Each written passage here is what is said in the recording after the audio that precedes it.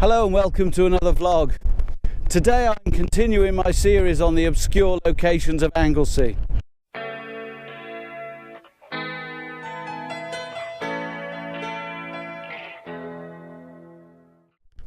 Now this location is about one of the most obscure on Anglesey. It's miles from civilization and well off the beaten track. It's a place called Traeth Ynys y Fydlyn. And it's a beach with a stone arch, a lake, and a really good view of the Skerries and the Lighthouse. And it's right at the northern end of the island. There's easy parking, but it takes a bit of doing to find.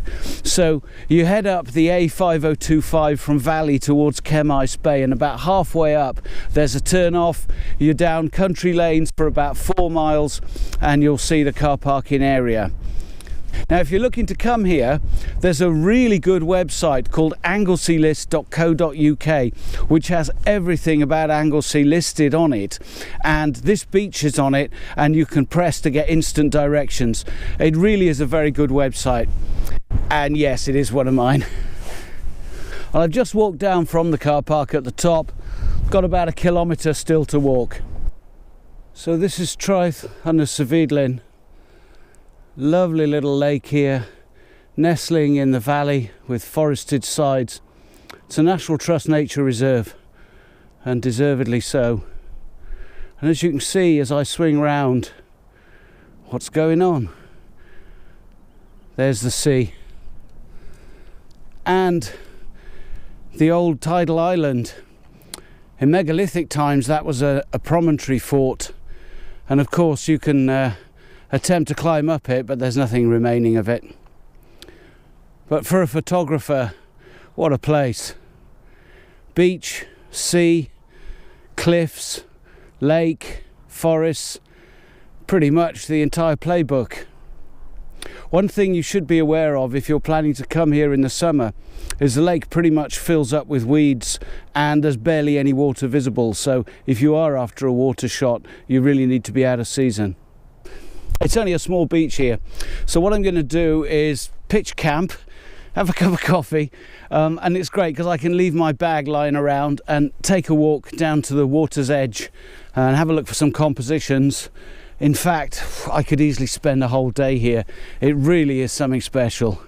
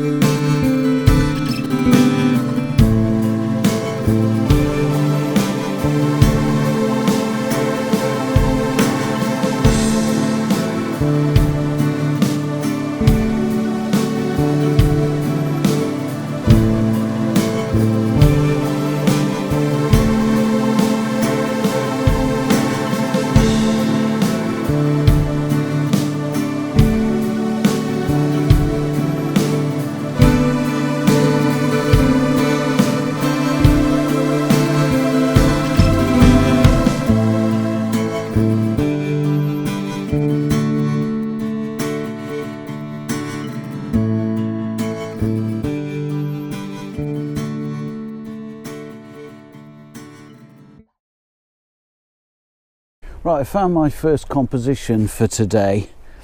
It's absolutely flat calm here. The sky is completely cloudless, but the sun is relatively low because we're still only in February. And what I'm particularly interested in with this shot are the contrasts with these caves in the headland. And also, because we're at low tide, there's that interesting tide mark running across it. I really like the detail and the colours in the rocks. So that's what I'm really looking to get into the frame with a minimal amount of sky. But what I do need to keep in the frame is where the rock runs off there into that triangle shape. Because if I cut that off, it's going to look wrong. So I'm kind of forced to have a bit of sky in. So it's a compromise. I'm shooting at about 40mm, and I've got a 10-stop ND filter on so I can smooth out this water, because it's such a flat, calm day that there are lots of nice reflections in the water as well. So at least that will hopefully add some interest. And I'm not really looking to get too much of this foreground in, although perhaps a little, just to give you a sense of the distance to the headland. I'm not confident it's going to be the best shot in the world, but I have to say it's a really beautiful spot. I did look at compositions to bring in the whole of the headland, but I just found there was nothing to focus on. It was, yeah, two big slabs of rock, but where's the interest? And what I like about this composition is the contrast in that headland, and I'm hoping that I will be able to bring out some of the detail in these shadow areas. So I'm going to take a couple more shots just to make sure, and then I've got a couple of other compositions in mind.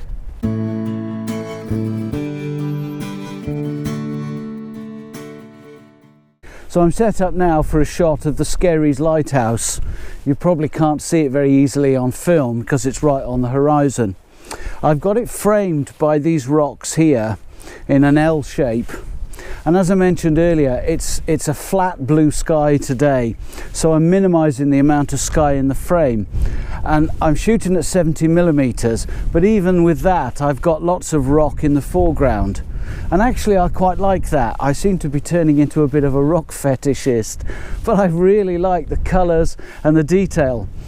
So as I said, I'm shooting at 70mm, f/16, and it's really a single shot. There's no technical difficulties about it really. What I have done is focused on I've actually focused on a limpet on those rocks. Zoom right in, manual focus. So I'll take a few shots here, and then I think I've got one more composition in mind for today.